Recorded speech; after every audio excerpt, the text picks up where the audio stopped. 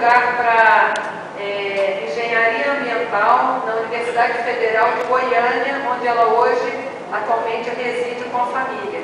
Também foi primeiro lugar na universidade. Parabéns.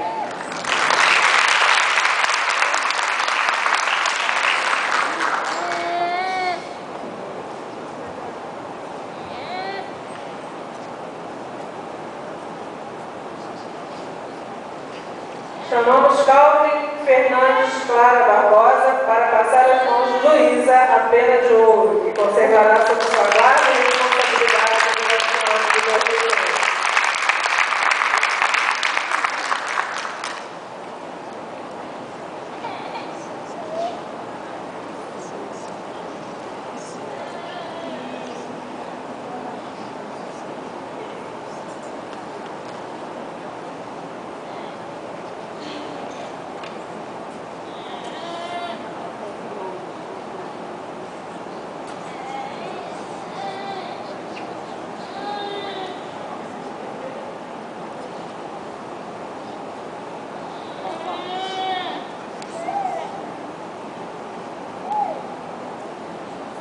Convidamos a professora Virgília Augusta da Costa Nunes para relatar o breve histórico do êxito acadêmico de seu aluno Tiago Juvencio de Andrade.